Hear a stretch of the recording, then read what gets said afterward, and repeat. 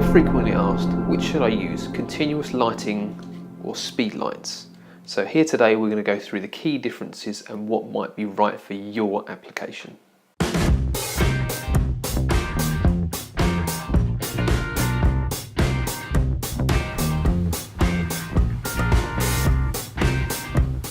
Okay, so let's start off with some of the advantages of continuous lighting. Continuous lighting is continuous, so every single time you move the light source, you're going to see the results in real time.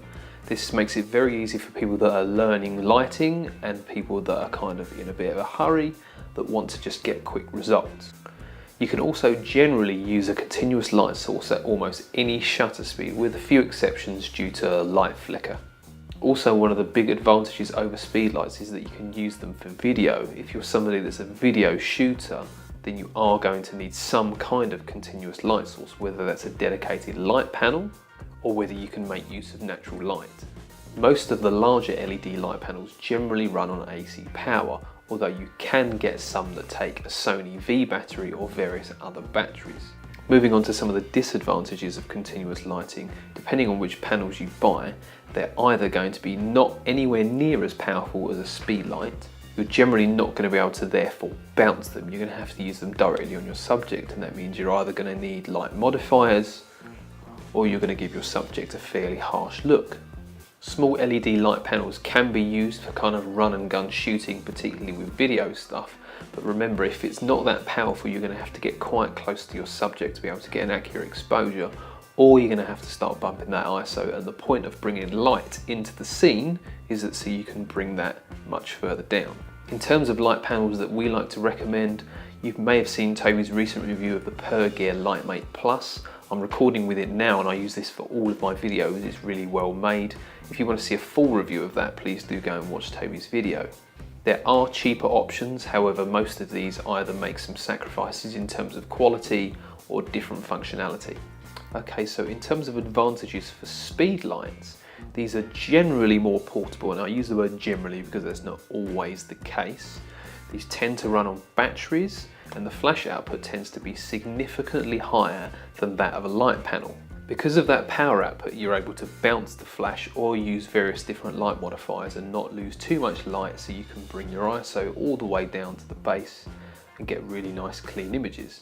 This is taken with the light panel, and although visually pleasing, the ISO had to be at 500 even with the panel on full power, whereas with the speed light I only had to have it on 1/16 and was able to bring the ISO all the way down to the base. Significantly more power output from the speed light. Moving on to the disadvantages. Now, as we mentioned a little bit earlier, you can't use these for video. If you're a video shooter, it's just something that's not an option. Flashes are also limited by what's called a sync speed.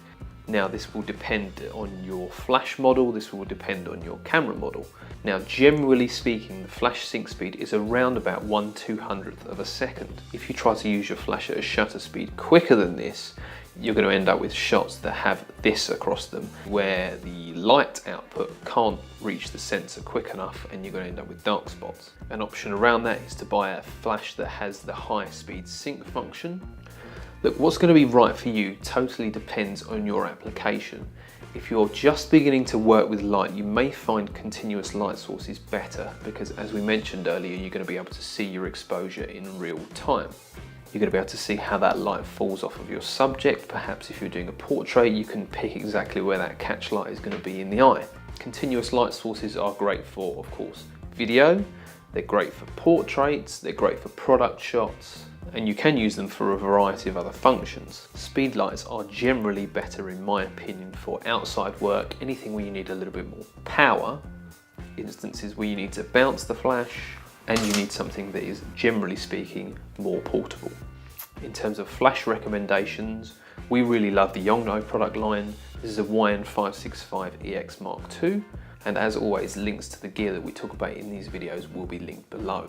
So which one is going to be right for you? If you're somebody that's just starting out with light and just kind of wants to play around with maybe products or portraits, I would probably go with a continuous light source. That's not to say that you won't get the results you want with speed lights. You absolutely will, you absolutely can, and speed lights are fantastic. And as always, if you found this video helpful, please give it a thumbs up and subscribe for more content from both of us. Thanks for watching. Goodbye.